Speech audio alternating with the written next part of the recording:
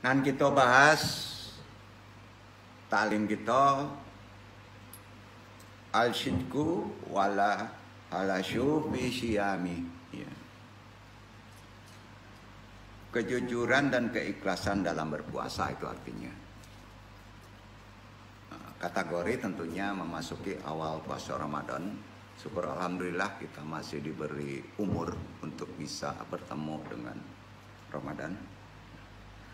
Jangan jadi khilafiyah perbedaan Ramadan ini, insya Allah ya, kita sudah masuk Ramadan, walaupun waktunya masih belum begitu tepat, tapi besok kita sudah masuk Ramadan. Nah, yang tepatnya betul sih berada pada hari Minggu ya, tapi pergeseran waktu ini sangat tipis, jadi kita lebih baik berhati-hati aja memasukinya di awal. Mungkin Umaro belum menentukan sekarang. Belum ya? Pemerintah? Hari apa? Minggu. Jadi pemerintah lebih cenderung mengambil di belakang. Ya. Jangan jadi masalah. Jangan jadi khilafiyah. Karena pergeseran waktu itu sulit sekali dijangkaunya. Ya. Bayangin antara sini dengan yang jauh aja Bukit Tinggi itu ada pergeseran waktu kan. Jadi kesulitannya di sana kita mau mengkonsesi hilal itu. Ya. Kita bahas ta'lim kita, ado tadarusan. Mudah-mudahan Allah meridhoi. Assalamualaikum warahmatullahi wabarakatuh.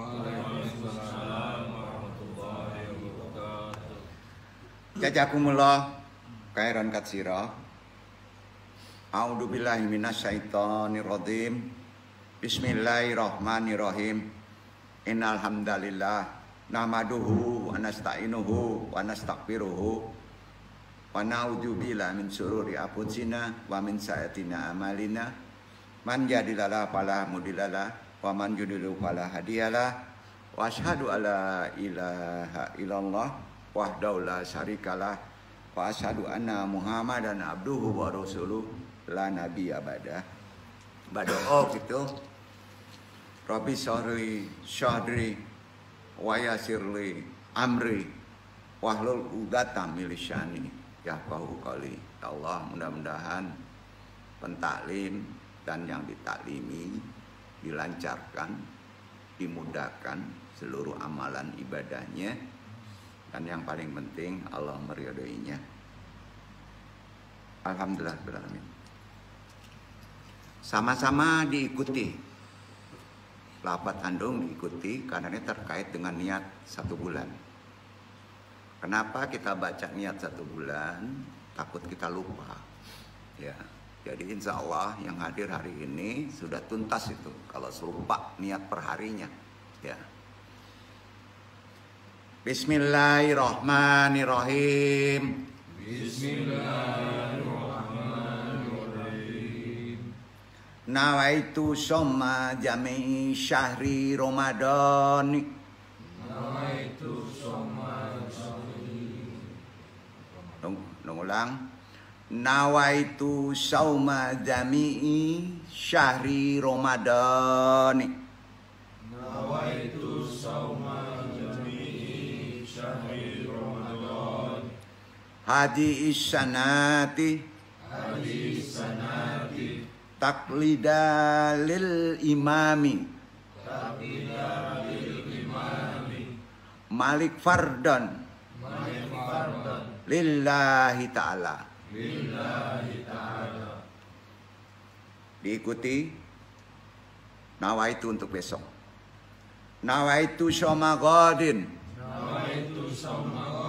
an adai fardi syahri Ramadana hadi isanati lillahi ta'ala. Jangan diikuti, dengarkan saja pemahamannya. Aku niat berpuasa di sepanjang bulan Ramadan tahun ini dengan mengikuti Imam Malik. Fardu karena Allah. Saya niat berpuasa esok hari untuk menunaikan fardu di bulan Ramadan tahun ini karena Allah Ta'ala. Doa puasa Ramadan hari pertama, hari kedua, hari ketiga. Karena kita akan ketemu di hari ketiga Rabu. Kita lanjutkan hari keempat dan selanjutnya. Diikuti. Bismillahirrahmanirrahim. Bismillahirrahmanirrahim. Allahumma ja'al syiyami. Allahumma ja'al syiyami. Fihi syiyamas syahimin. Fihi syiyamas syahimin. Wa qiyami. Wa qiyami. Fihi qiyamal qaimin. Fihi qiyamal qaimin. Wan nabihni. Wan nabihni. Fihi an-nawatil. Fihi an-nawatil. Ghafilin. Ghafilin. Wa habli jermi. Wahabli jurmi. Fihi ya ilahal alamin. Fihi ya ilahal alamin. Wa'fu ani. Wa'fu ani. Ya afian. Ya afian. Anil mujrimin. Anil mujrimin. Doa hari kedua. Allahumma qarribni. Allahumma qarribni. Fihi ila mardatika. Fihi ila mardatika. Wajannibni. Wajannibni. Fihi min syaqatika. Fihi min syaqatika. Wa nakimatika. Wa nakimatika. Wa faqni. Wa faqni. Fihi likra. Fihi likra. Ati ayatika. Ati ayatika. Birahmatika ya arhamar rahimin. Birahmatika ya arhamar rahimin. Doa hari ketiga. Allahumma rzuqni. Allahumma rzuqni. Fihi jinha. Fihi jinha. Watamdi. Watamdi. Wabadiini. Wabadiini. Fihi. Fihi. Minasyafahati. Minasyafahati. Watamwi. Watamwi. Waj'alli. Waj'alli. Nashhiban. Nashhiban. Min kulli khairan. Min kulli khairan. Tanjilu fihi. Tanjilu fihi. Bijudika. Bijudika. Ya ajwadal ajwadin. Ya ajwadal ajwadin. Alhamdulillahirabbil alamin. Artinya doa pertama, doa kedua, doa ketiga, syarat kita puasa sudah tuntas diniatkan besok. Termasuk puasa kita ditakutkan lupa, maka menyandarkan kepada mazhab yang disebut tadi. Ya. Tapi sebaiknya untuk nawaitu kita tetap per hari, hari kedua dibaca nawaitu somaqadin an-andai fardisari Ramadana di syanati lillahi ta'ala, tetap dibaca itu. Ya. Yang per bulan nggak usah dibaca. Udah tuntas di sini, jadi kasih tahu nanti jemaah yang lain yang nggak hadir, takut lupa. Ya. Arti doa Ramadan itu ada 30, hadisnya sahih. Ya, jadi tiap sudah kita berniat ada doa pertama untuk bulan besok, untuk puasa besok. Ya Allah, jadikan puasaku di bulan ini sebagai puasa orang-orang yang berpuasa sebenarnya.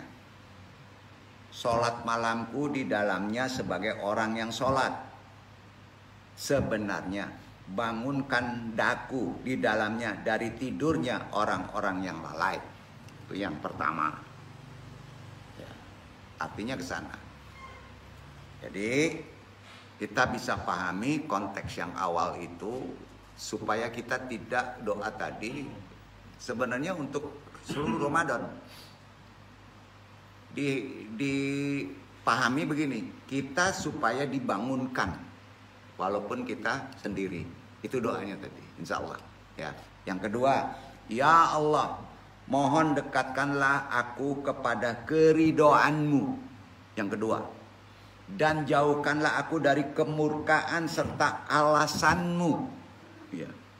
Mohon berilah aku kemampuan untuk membaca ayat-ayatmu dengan rahmatmu, wahai yang maha pengasih dari semua yang pengasih. Jadi besok yang kedua itu ada tobat. perbanyak istighfar.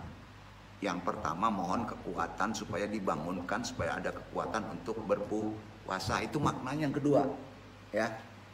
Yang ketiga, ya Allah, mohon berikan aku rizki akal dan kewaspadaan, dan jauhkanlah aku dari kebodohan dan kesesatan. Anugerahkanlah kepadaku bagian dari segala kebaikan yang Engkau turunkan demi kemurahan-Mu, wahai Zat yang Maha Dermawan dari semua yang dermawan. Ada sedekah, walaupun sedikit. Hari ketiga, yang pertama minta dikuatkan, yang kedua ada taubat, yang ketiga ada sedekah. Itu makna per hari puasa. Duduk Pak, kan harus dijelaskan ini, iya kan? Nah, jadi udah paham ya. Jadi itu 3 hari, karena kita akan ketemu hari Isnin. Ya Isnin nanti masuk lagi hari keempat, ya kan? Insya Allah, mudah-mudahan Allah memanjangkan umur kita bisa tuntas sampai ke fitrah puasa. Ya. Semoga niat dan doa puasa kita diterima dan diridhai Allah Subhanahu wa taala. Amin amin ya robbal alamin. Alhamdulillah. Ya. Jadi syarat rukun dari puasa, niat dan doa sudah masuk. Mudah-mudahan Allah memudahkan kita berpuasa, dan yang paling penting menerima puasa kita. Qala Allahu ta'ala wal Qur'anul Karim. Bismillahirrahmanirrahim. Ya ayyuhalladzina amanu kutiba alaikumussyiyam. Kutiba alaikumussyiyam kama kutiba alal ladzina min qablikum. Kama kutiba alal ladzina min qablikum la'allakum tattaqun. Barakallahu adzim. Ya. Kita bahas. Jadi sudah jelas, nggak perlu andung curai. Ayat tadi semua udah pada tahu. Diperintahkan puasa. Gunanya supaya kita menjadi orang yang bertakwa untuk tahun 2020 sekian per tahun ya. Nah, jadi bertakwa itu puasa salah satunya takwa. Takwa itu bisa mendekat kepada Allah. Ya. Baiklah, ikhwan YMAA rahimakumullah, ya, yang dimuliakan Allah. Marhaban ya Ramadan, yaumu mubarakan ya syahrun qatiruna bila imtinani li annana nazzal nuatil wakatil kafiyah lilliqa maratan ukra. Selamat datang Ramadan, hari-harinya yang penuh berkah. Marhaban ya Ramadan, yaumu mubarakan. Sebaiknya itu yang dipakai. Menyambut, paham ya? Menyambut besok datang tamu itu. Pagi kalau kita imsak, sambutlah tamu itu kan, assalamualaikum. Nah, ya, waalaikumsalam. Marhaban ya Ramadan, yaumu mubarakan. Kalau dipanjangi, ya sorun qatiruna bilai mintinani li annana najal nautil wakatil kafiyah liliko maratan ukro. Selamat datang Ramadan, hari-harinya yang penuh berkah. Banyak-banyak bersyukur kita masih diberi umur, dipertemukan lagi, ya kan? Wakatil kafiyah liliko maratan ukro. Kita bersyukur, alhamdulillah ya Allah, hari ini kita masih diberi waktu, karena masih banyak orang yang tidak diberi waktu. Allah Subhanahu wa taala berfirman di Quran surat Al-Baqarah surat 2 ayat 186 terkait dengan kaji kita, yaitu kejujuran dan keikhlasan kita gimana sih dalam berpuasa. Puasa perlu kejujuran, perlu keikhlasan. Jelas gitu. Berarti makomat kita sudah tinggi nih. Iya. Arti kata Jangan sepelekan kaji ini. Jadi Allah Subhanahu wa taala berfirman di Quran surat Al-Baqarah 186, andung yang baca. Wa iza sa'alaka ibadi anni fa inni qarib udzibadu da'watad da'iza da'ani falayastajibu li wa yumin bila alahum yarsyudun. Dan apabila hamba-hambaku bertanya kepadamu tentang aku, maka jawablah bahwasanya aku adalah dekat. Aku mengabulkan permohonan orang yang berdoa apabila ia memohon kepadaku. Jadi bulan Ramadan itu doanya pasti dikabul. Karena Allah dekat. Ya.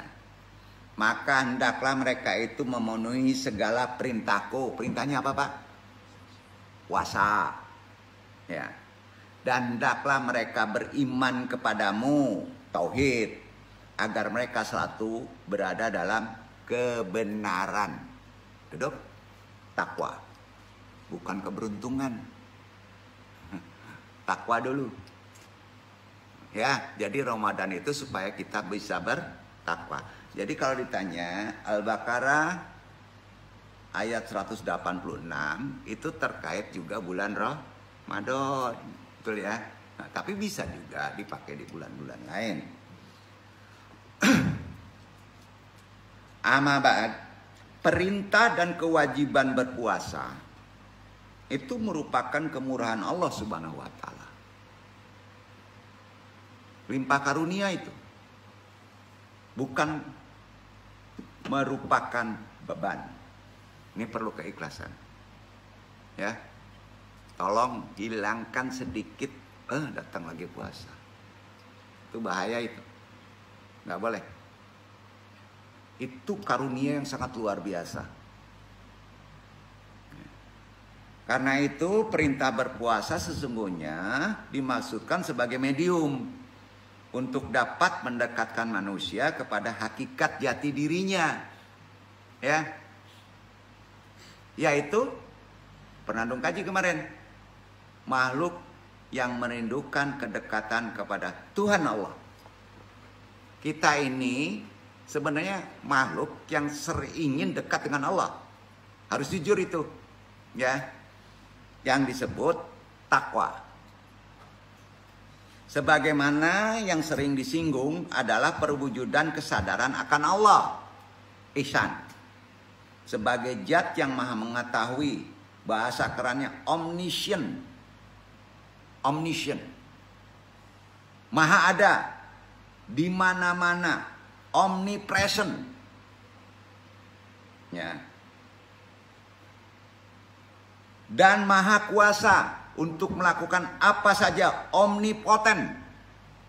Itu bahasa kerennya. Dalam berbagai kesempatan dalam kehidupan orang yang beriman. Dan itulah sebenarnya substansi ajaran takwa. Substansinya itu. Sebuah target yang akan dicapai dari perintah kewajiban berpuasa. Targetnya adalah takwa. Takwa itu bukan takut Allah, tapi mendekatkan diri kepada Allah. Nah, karenanya ibadah puasa akan memberikan pengalaman ruhani, spiritual experience yang sangat berharga sebagai hasil pelatihan ruhaniah, spiritual exercise yang ada dalam ajaran puasa.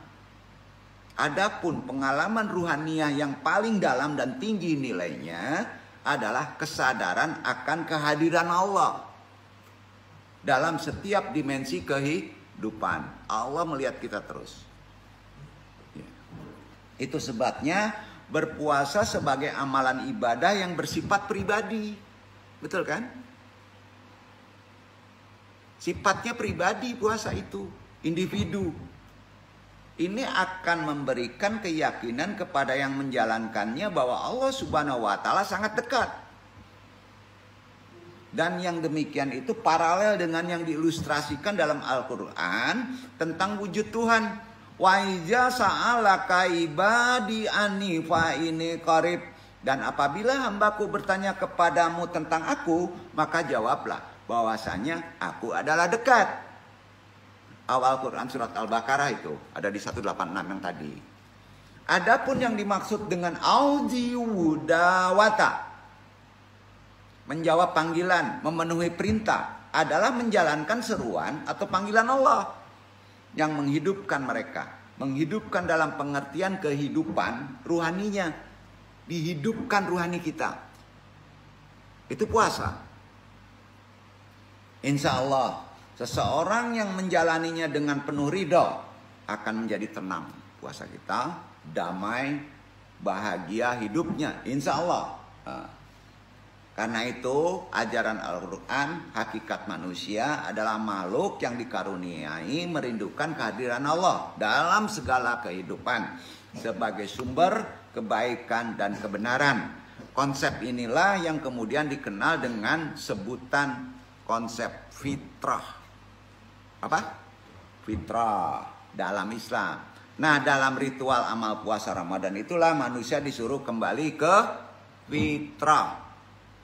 Fitrah kita ruhani, ya, karena manusia memiliki dimensi ruhania yang datang dari Allah, dimensi itu, sehingga secara otomatis ia akan selalu rindu kembali kepada Allah. Ini ditegaskan dalam Quran surat Al-Hijr surat 15 ayat 29. Faiza sawaituhu wa nafaktu fi mirruhi faqa'ul lahu syajidin. Maka apabila aku telah menyempurnakan kejadiannya dan telah meniupkan ke dalamnya ruhku, ciptaanku, maka tunduklah kamu kepadanya dengan bersujud. Dari situ dapat ditangkap pesan-pesan dari perintah berpuasa, bahwa hakikat puasa merupakan latihan rohani dalam rangka back to basic, kembali ke ruhani kita menjadi manusia ruhani yang disebut fitrah. Paham? Terlalu tinggi bahasanya.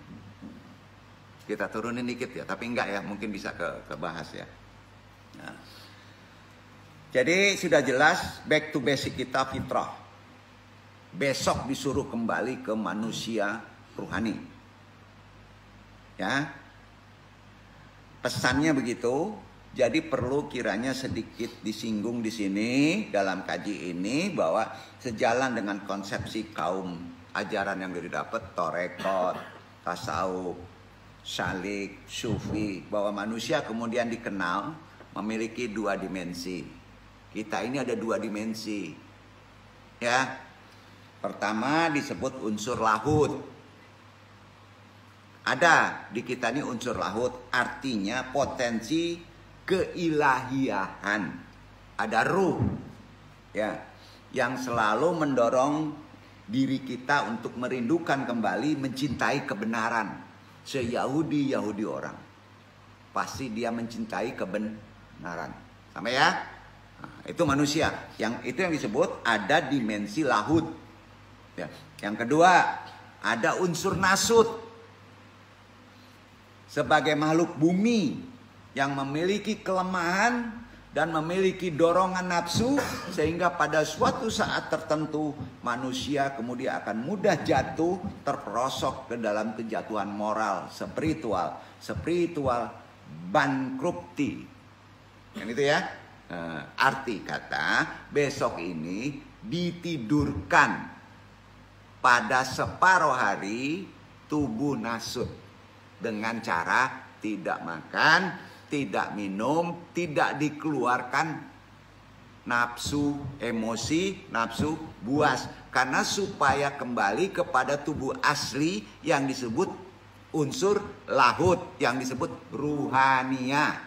Itulah fitrah kita, sebulan penuh dipaksa sama Allah kembali kepada manusia ruhani. Duduk. Kan harus dijelaskan begini. Jadi jangan main-main dengan perkara-perkara jelek besok. Jangan dibangunkan tubuh nasutnya. Betul kan? Karena puasa itu menahan ada nafs mutmainah.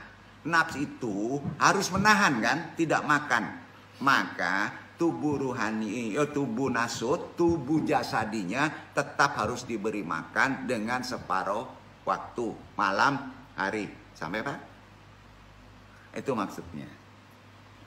Ada pertanyaan sampai sini? Enggak ya? Jadi ini wilayahnya sudah murni tasawuf. Sudah murni, jadi kalau dijabarkan di luar orang bingung-bingung nih. Tapi insya Allah karena kita udah ada dasar, kita paham. Nasut, lahut kan repot nanti. Ya.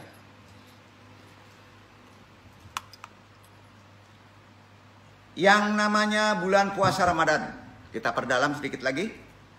Itu kalau Andung boleh meminjam istilah dengan orang epistemologi sekarang atau orang sastrawan disebut Dante. Dari Jerman, bisa dianalogin sebagai bulan purgatorio. Bahasa Yunani itu. Artinya bulan penyucian. Duduk. Ya. Lewat bulan puasa, wajib hukumnya. Maka di situ ada ampunan. Ya. Ada ampunan. Itulah rahmat. Jadi tolong ambil besok itu. Ya. Itulah orang-orang yang beriman akan menjadikan dimensi ruhaninya semakin peka. Responsif terhadap panggilan-panggilan kepada kebenaran. Yang dengan istilah lain menimbulkan kepekaan ruhani. Peka ruhani kita. Itu ajaran puasa. Ya. Yang selalu mengajak membimbing manusia ke jalan lurus dan benar. Adapun disebut ruhani. Karena ruhani bersifat cahaya. Ini konsepnya sudah konsep torekot. Ruhani kalau ditanya bentuknya adalah cahaya. Ya. Kenapa disebut cahaya? Karena ada kata nur. Ruhani. Betul kan? Nah, nur artinya cahaya. Nah, dan itu kemudian menjadi istilah dipakai oleh orang Indonesia. Apa namanya? Hati nurani. Sampai Pak? Hati yang bercahaya. Duduk. Jadi kalau ditanya, kira-kira esensi ruhani itu apa? Bahasanya cahaya. Kok diperdebatan? Didebatin itu. Nggak ada yang tahu bentuk ruh. Logika dong. Nurani. Nurani itu cahaya. Cahayanya yang tidak terbiaskan. Tidak sama dengan cahaya matahari. Duduk ya. Kalau cahaya identik dengan apa? Petunjuk, hudan, penerang. Dari gelap, julumat menjadi terang. Maka kita tahu.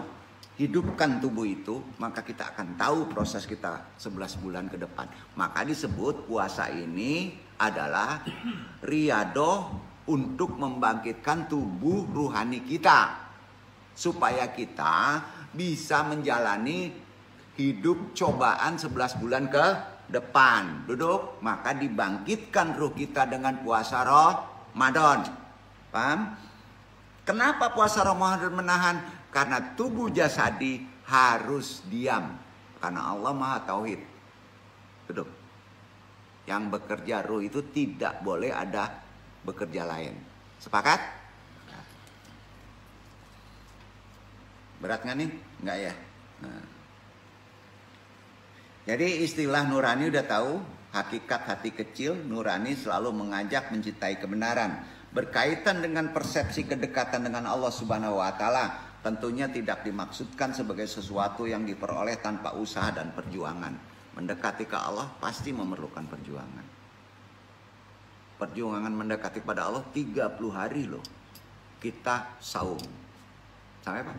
Maka antum kalau betul puasanya pada tingkatan ruhani, tingkatan yang tinggi, 11 bulan ke depan, insya Allah dikontrol Allah. Mau nggak nih? Nah, gitu Pak. Ya.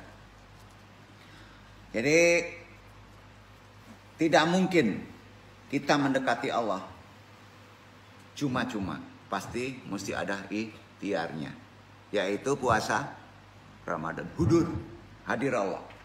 Itu secara syariat. Maka hukumnya wajib. Akan tetapi sebaliknya, kedekatan ruhania itu merupakan hasil dari sebuah spiritual mutual responsiveness atau hasil usaha timbal balik. Responsiveness itu timbal balik. Ya. Tapi dalam konsep spiritual, yang di dalam Al-Quran disebut bahwa kedekatan dengan Allah menjadi ciri orang beriman, sebagaimana yang difirmankan oleh Allah. Quran surat Al-Anfal surat 8 ayat 2. Silakan dibaca. Fadli dulu yang baca. Al-Anfal surat 8 ayat 2.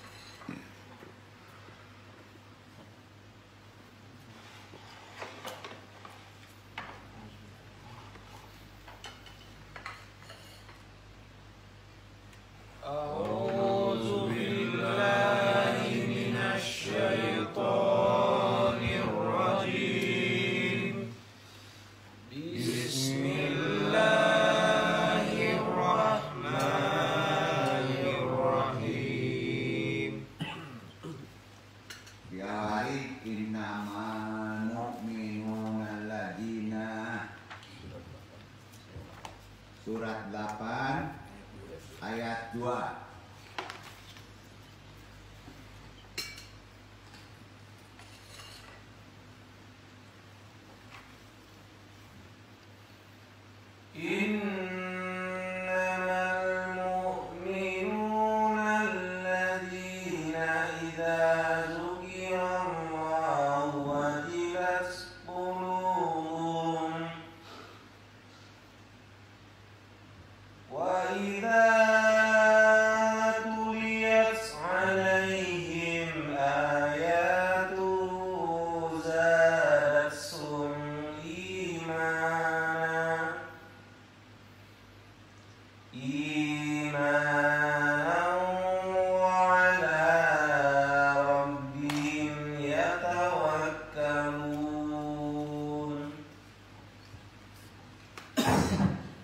Sesungguhnya orang-orang yang beriman itu adalah mereka yang apabila disebut nama Allah gemetarlah hati mereka, dan apabila dibacakan kepada mereka ayat-ayatnya bertambahlah iman mereka karenanya, dan kepada Tuhanlah mereka bertawakal. Itu ayat ya. Koreksi kita, kalau puasa kita benar, pas kita disebut Allah, tubuh kita gerak. Nah, kan itu. Dan pasti dibuat ayat, pasti dia langsung kuat imannya. Itu tanda orang betul puasa. Ya, jadi ayat ini terkait puasa. Ya. Dari pernyataan Al-Quran terlihat bahwa mudah tergetarnya hati adalah indikasi kualitas hati kita, ya, yang responsif karena memiliki kedekatan secara rohania dengan Allah. Betul kan? Bergetar nggak antum ini kalau masih berdoa? Berarti rohani kita belum dekat kepada Allah. Amalannya apa? Bukan zikrullah aja, yaitu secara benar amalannya adalah puasa. Sepakat, karena puasa menghidupkan rohani kita kembali ke fitrah, back to basic sebagai manusia yang dekat dengan Allah. Duduk ya. Nah,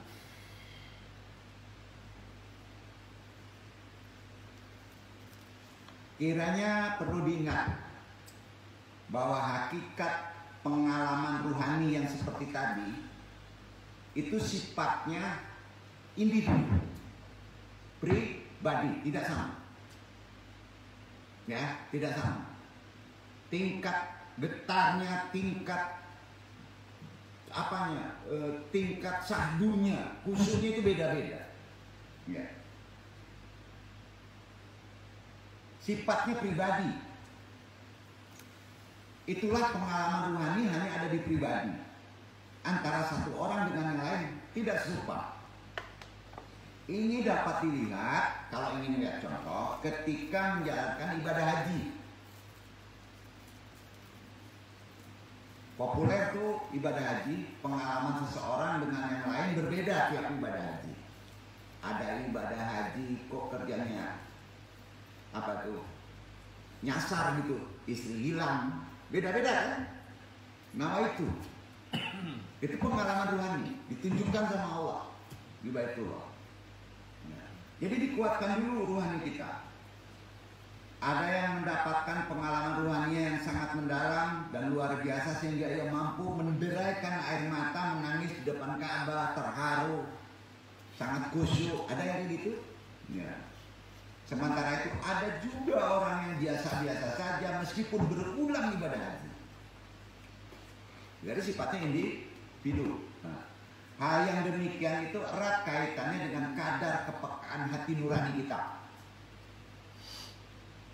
Kepekaan rohania akan semakin tinggi kualitasnya kalau seseorang berusaha secara terus-menerus atau dalam istilah yang lebih populer mujahadah. Bermujahadah. Sebagaimana yang Allah firmankan di Al-Baqarah 152. Fajkuruni ajkurkum washkuruli wala ta'afurun. Itu mujahadah. Karena itulah ingatlah kamu kepadaku. Zikir. Niscaya aku ingat pula kepadamu. Ya. Dan bersyukurlah kepadaku. Alhamdulillah. Ikhlas. Dan janganlah kamu mengingkari nikmatku. Betul kan? Dikasih napas, alhamdulillah. Bisa tidur, alhamdulillah kan? Nah, itu sebabnya barangkali sering dalam istilah sufi, orang tarekat, tasawuf populer disebutkan bahwa hubungan antara seorang dengan hamba dengan Allah adalah sebuah hubungan asyik atau masyuk. Asyik, masyuk. Yang artinya hubungan antara yang merindukan dan yang dirindukan. Itu antum sendiri yang merasakannya. Rindu nggak sama Allah? Rindu nggak dengan Ramadan? Kedekatan hubungan tersebut bersifat resiprokal, timbal balik. Kalau antum rindu, Allah pun rindu. Kalau Allah dekat, Allah lebih dekat.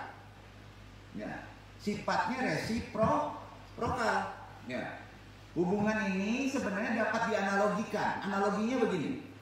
Ya, kita analogikan ya. Gimana sih dekat kita dengan Allah? Antara seorang anak dengan orang tua. Gimana? Hubungan itu kan diwujudkan dalam bentuk kasih sayang. Namun sayangnya ya, ini harus dipahami. Pengertian kasih sayang sering disalahpahami dengan yang bersifat material semata. Bukan begitu. Dan ini ternyata menjadi fenomena gejala masyarakat zaman sekarang. Padahal kasih sayang yang sesungguhnya, yang tinggi, bersifat immaterial.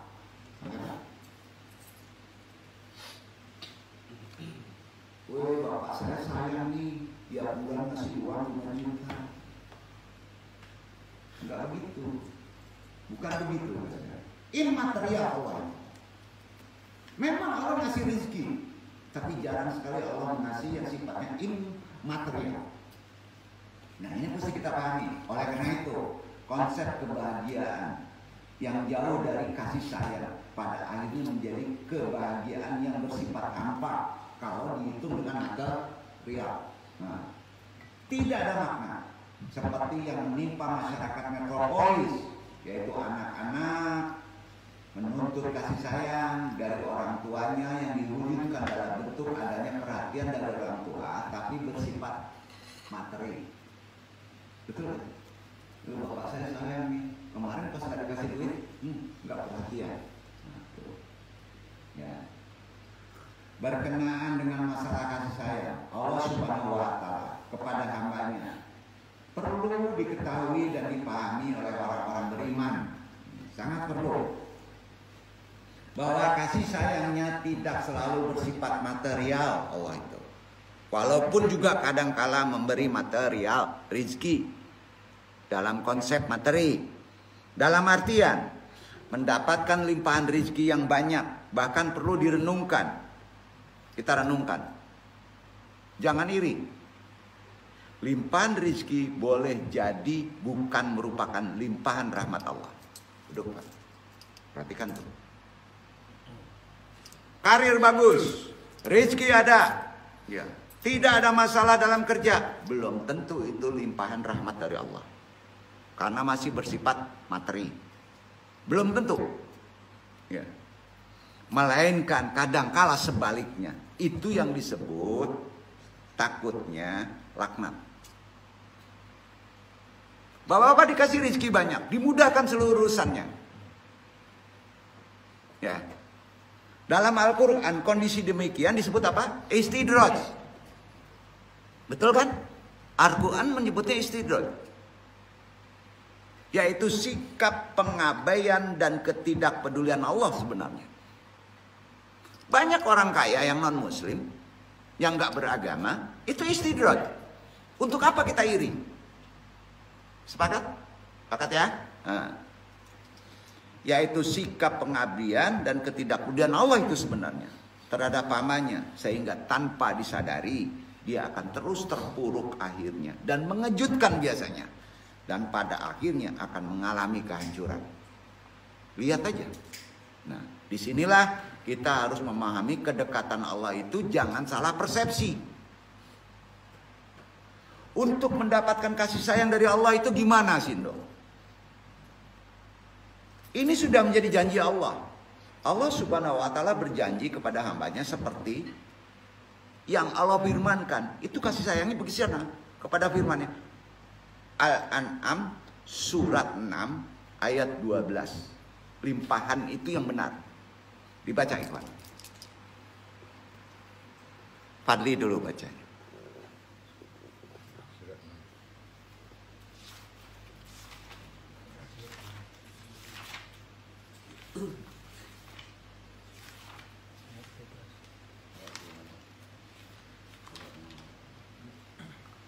Kulli man ma fis samawati wal ard.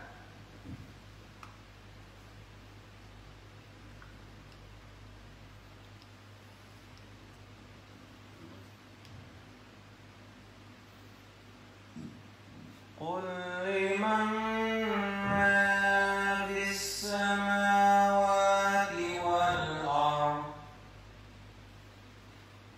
Qulillah kataba ala nafsihi ar-rahmah la yajma'annakum ila yawmil qiyamati la rayba fihi allazina khashiru anfusahum fahum la yu'minun. Katakanlah, kepunyaan siapakah apa yang ada di langit dan di bumi? Katakanlah, kepunyaan Allah. Dia telah menetapkan atas dirinya kasih sayang. Dia sungguh-sungguh akan menghimpun kamu pada hari kiamat yang tidak ada keraguan terhadapnya.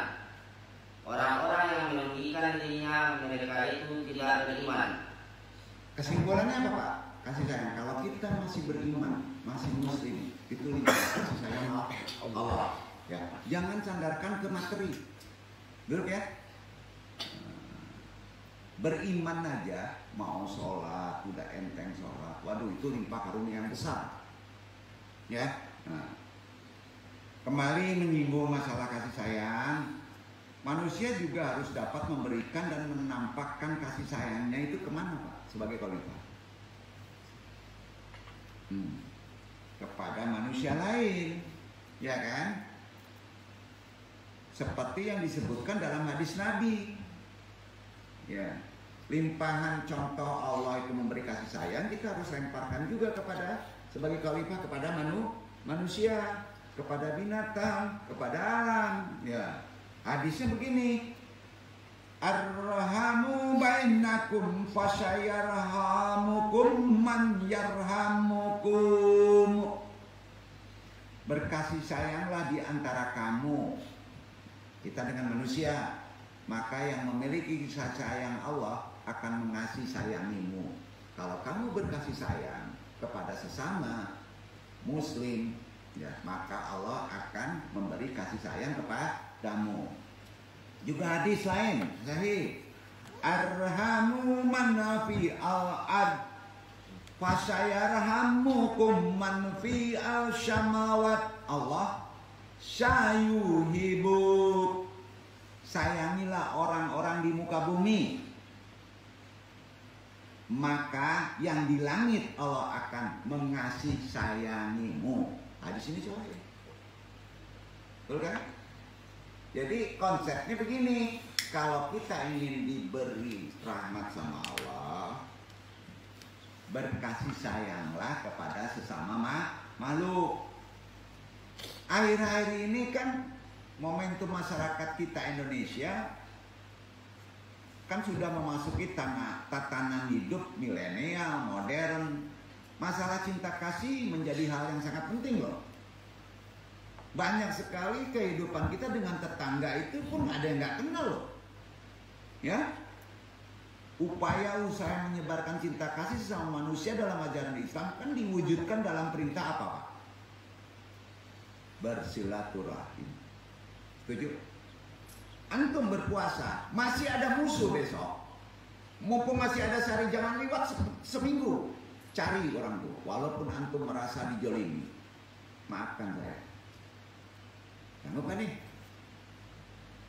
Makanya, walaupun seorang guru ini benar, muridnya degil, guru duluan deh. Minta maaf, karena tahu ilmu. Sepakat nggak? Duluin. Begitu bersilaturahim. Walaupun diapain kayak Nabi sampai bonyok itu giginya itu, ngeduluin minta maaf. Walaupun dia anak muslim. Maafin saya akan melakukan back to basic ke guru ani. Tidak boleh ada beban. Nah, so. Itu amalan. Jadi silaturahim jangan disepelekan. Coba ingat besok. Siapa yang masih sakit hati, itu halangan puasa kita. Cadar kita nanti nggak bener itu. Makanya kalau mau masuk Ramadan saling minta maaf, memaafkan, itu intinya. Oh, gue maafin kalau orang itu ngeduluin, maafin gue dong. Gitu. Nah, ini kacau Pak. Dulu Pak orang minta maaf face to face. Sekarang udah diwakilin sama awam-awam. Nah, bukan begitu Pak. Sedangkan makhluk kubur aja didatengin. Ziarahku kubur, silaturahim. Itulah wujud perilaku yang membedakan antara keislaman dengan kekafiran. Islam menganjurkan manusia menyambung silaturahim. Yang oleh kekafiran disuruh untuk diputuskan. Seperti halnya tubuh kita yang bersifat biologis, ia membutuhkan nutrisi. Maka rohani atau spiritual kita juga membutuhkan nutrisi atau gizi untuk kelangsungan hidupnya. Adapun bentuk-bentuk nutrisi rohani adalah ibadah-ibadah yang dalam Islam bertujuan meningkatkan derajat ketakwaan seseorang. Salah satunya bersilaturahim. Perlu kiranya di sini dicamkan ikhwan YMA semuanya yang hadir, baik yang ada di sini, karena besok bulan yang penuh betul-betul rahmat. Ya, jangan dikotori. Ya. Bahwa hakikat ibadah dalam Islam bukanlah untuk memenuhi kepentingan Allah. Ya. Apakah besok itu puasa itu kepentingan Allah?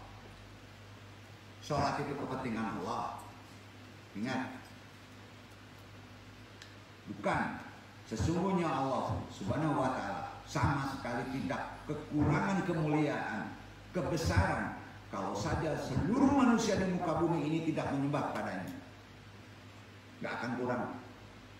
Namun perlu diingat, hakikat perintah ibadah, apapun beribadahnya dalam ajaran Islam, untuk kepentingan manusia itu sendiri, bukan untuk Allah. Bukan. Kepentingan kita, haji kepentingan kita, sholat kepentingan kita, puasa kepentingan kita, bukan untuk memberikan pelayanan kepada Allah. Bukan. Karena Allah sama sekali tidak membutuhkan servis manusia. Tidak. Allah tidak perlu membutuhkan servis manusia. Agama Allah tidak perlu dibela. Kenapa Allah menciptakan iblis? Setuju? Renungkan itu. Itu ujian untuk kita. Yang perlu bukan dihabisi orang yang bersifat iblis, tapi koreksi kita. Bisa kita bertahan, bisa kita tidak bersifat iblis, bisa kita tidak bersifat di binatang. Betul kan? Jadi sekali lagi, Islam itu lil alamin. Kalau antum marah-marah sama orang yang makan siang hari, antum bukan puasa namanya. Bukan. Mereka lain akidah. Kita diuji justru itu. Betul kan? Oh, ini aliran mana ini kalau digempur orang pada makan siang? Ayo. Seluruh ayat Quran tidak mengajari begitu. Setuju nggak itu? Jadi dari mana dia petik ajaran Islam kayak gitu? Kecuali kita dijolimi. Marah itu kan ada adil. Kamu ditampar, tampar lagi satu kali. Kamu ditampar, dibunuh, ngasangit kamu. Nah, kan kacau ini. Itu nggak adil kan? Pukul sekali, betul kan? Bacari, jangan bacari. Nah, kan begitu bahasanya. Batal antum. Ya, betul kan? Jadi yang boleh mengucapkan saya sedang berpuasa itu apa? Ngomong kayak gitu. Puasa itu tersembunyi, sir, rahasia. Hanya Allah dan antum yang tahu. Sholat kelihatan, puasa kan nggak kelihatan. Weh, saya sedang puasa, yang macam-macam antum. Batal. Jadi kapan kita? Pas kita mau dibunuh, pas kita mau disuruh berantem, maka boleh ngomong saya sedang berpuasa. Itu yang benar. Setuju nggak nih? Woi, lama siang makan, adem sedang puasa, batal tuh. Dalam konsep tasawuf, dalam konsep rohani. Wah, tinggi banget ya, berat ya. Tadi jalan berat nggak? Bener nggak itu? Karena kita puasa itu back to basic, mendudukan kita menjadi manusia rohani, iya kan? Perbaiki terus puasa kita. Jangan tiap tahun hanya menahan johirnya aja. Itu puasa anak TK itu, ya. Allah itu memerintahkan kita bukan untuk Allah. Allah nggak perlu diservis, nggak perlu dibela, ya. Karena Allah sama sekali tidak membutuhkan servis dari manusia. Karenanya dalam menjalankan ibadah, terlebih lagi seseorang kemudian menanamkan semangat ketulusan, keikhlasan sebagai ruh dan jiwa beribadah. Sebagaimana dalam sebuah hadis dinyatakan, al-ikhlas buru al-ibadati. Keikhlasan itu ruhnya beribadah. Nah, kalau ditanya, ikhlas itu ruhnya seluruh ibadah. Duduk ya. Kamu sedekah ikhlas. Kalau nggak ikhlas, percuma. Kamu puasa ikhlas. Kalau tidak ikhlas, puasanya nggak ada ruh. Betul kan? Kamu sholat ikhlas nggak? Ya. Gua sholat nih, kalau sholat kan cepat dapat istri. Gua sholat ini, kalau sholat kan kita nanti nggak masuk neraka. Ikhlas, no imbalan, no dipikirkan imbalan. Berat ya? Itu aja. Ikhlas itu kan berat itu. Antum sholat ikhlas nggak? Gitu aja. Kalau masih ada zaman sekarang ikhlas gua sholat, katanya kan, betul kan? Aduh, bingung kan nih. Ikhlas itu tidak bisa diomongkan. Itu perkara rohani. Siapapun juga yang masih mengomong ikhlas, maka dia kalap. Bukan ikhlas. Ikhlas tidak bisa diomongkan. Karena itu perkara rohani, falasa. Jadi keikhlasan itu ruhnya beribadah, termasuk puasa. Jadi pengertian keikhlasan kalau diilustrasikan dengan sikap kita, ilustrasinya tidak meminta balasan. Seperti yang dinyatakan dalam Al-Quran. Ini kata Allah. Al-Insan 76 ayat 9. Ya. Silakan Iqbal bacakan dia. Iqbal.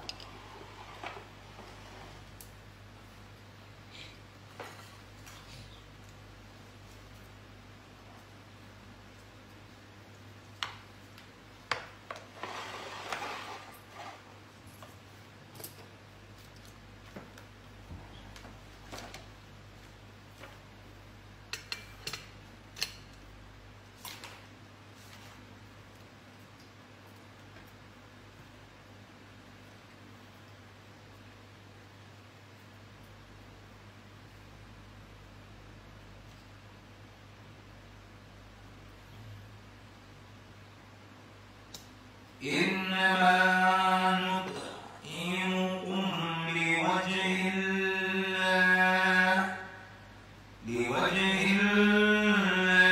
لا نريد منكم جزاء ولا شكور.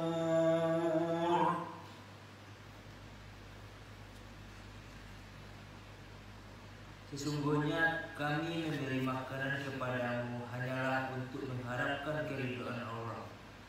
Kami tidak menghendaki balasan dari kamu dan tidak pula ucapan terima kasih. Nah, tuh. Ikhlas itu tuh. Gini, sesungguhnya kami memberi makan kepadamu hanya mengharapkan ridha Allah. Kami tidak menghendaki balasan dari kamu dan tidak pula ucapan terima kasih. Ngajar udah kualat dan lagi makan, terima kasih sih indah.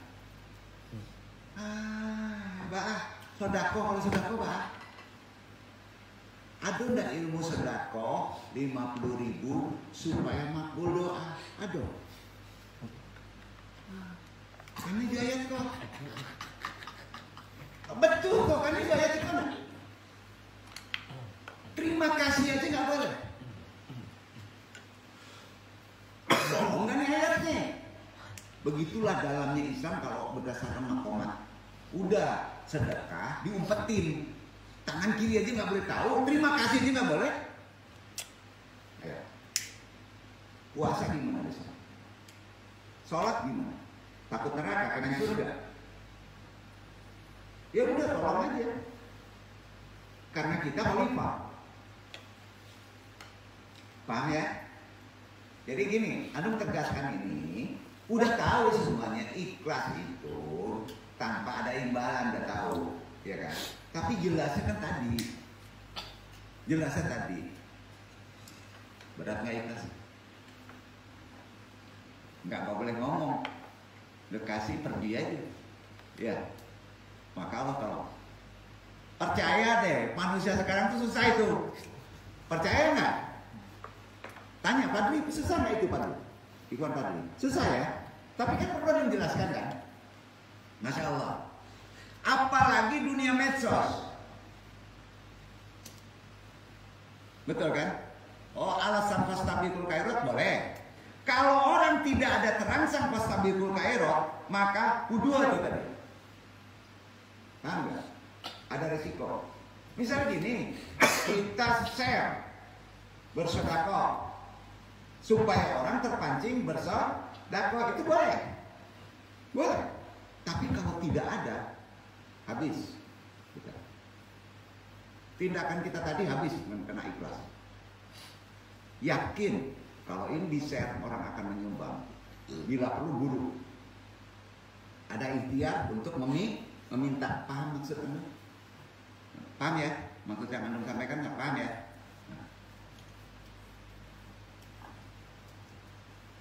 Sejalan dengan ajaran silaturahim.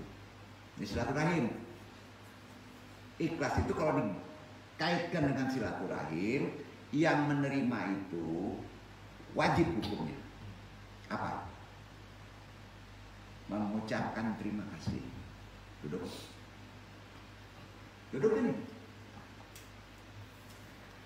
Jadi kita nggak boleh menerima terima kasih, tapi secara silaturahim orang yang menerima bantuan kita harus mengucapkan terima kasih. Duduk ya.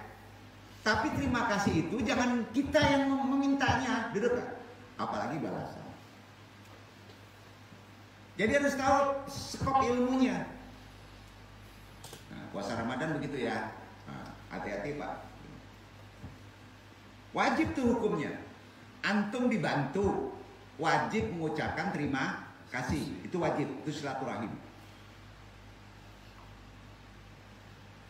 Hadisnya nih, masyhur.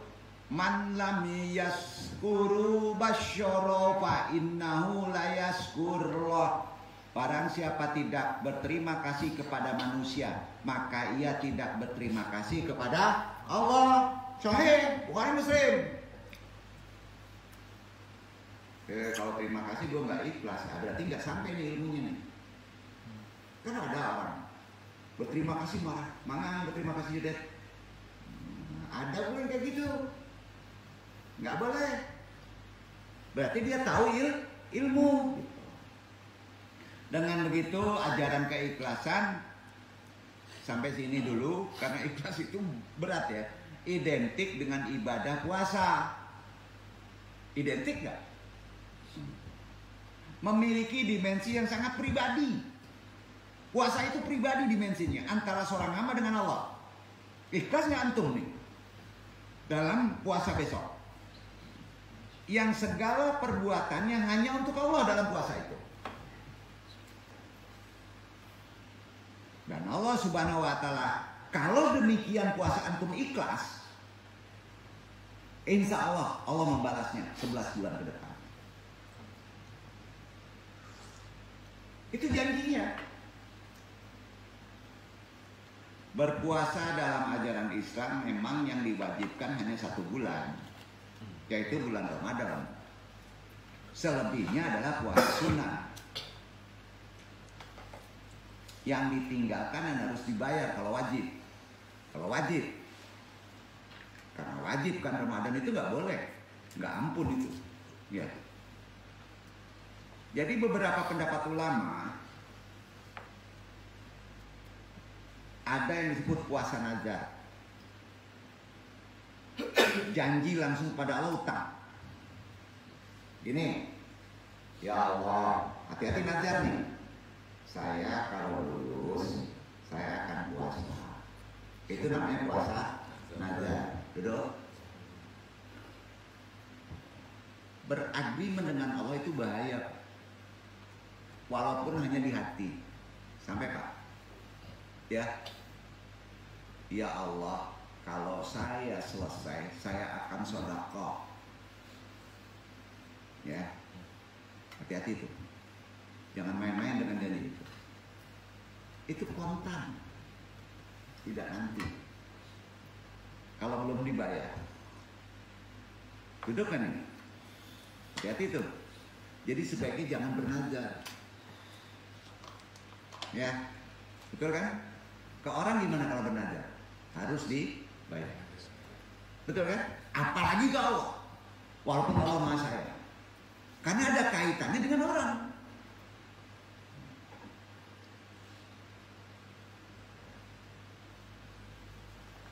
puasa sunnah, macam-macam tuh puasa tuh. Puasa Muharram, puasa Senin Kemis, puasa pertengahan bulan, Ayyamul Bid, puasa Daud. Hati-hati puasa kalau nggak ngerti ilmunya. Puasa kalau disebut sunnah itu ada kehendak, tau nggak? Najar kita, hati-hati, hati-hati itu. Beda dengan wajib. Beda. Wajib ridho, harus ikhlas. Ramadan puasanya harus ikhlas. Betul kan? Nah, maksudnya paham gak nih? Senin Kemis puasa apa? Puasa nafsu. Pengen apa antum puasa Senin Kemis? Pengen pintar, pengen lulus, pengen dapat istri. Boleh. Ikhlas tuh. Paham ya? Nah, boleh, itu boleh. Jangan disamakan puasa sunat itu niatnya dengan puasa Ramadan, itu maksudnya. Duduk ya. Jadi mutlak puasa Ramadan apa? Karena itu wajib fardu ain, puasa Ramadan itu kuncinya harus ada ruh. Ruhnya apa? Ikhlas. Nggak minta imbalan. Karena dia membalikan fitrah kita sebagai manusia ruhani. Tuh. Kan harus ditegaskan dulu ini. Jadi seenggaknya kita besok puasa udah tahu tujuannya kan. Jangan penggugur kewajiban. Enggak, untuk kita. Untuk antum itu. Antum akan kembali lagi ke back to basic tubuh ruhani. Betul kan? Tidak makan, tidak minum, betul kan? Itu pelajaran itu. Maka kalau antum betul puasanya, maka antum dikembalikan nanti kepada Allah. Aman. Udah ada pengalaman. Setuju kan nih?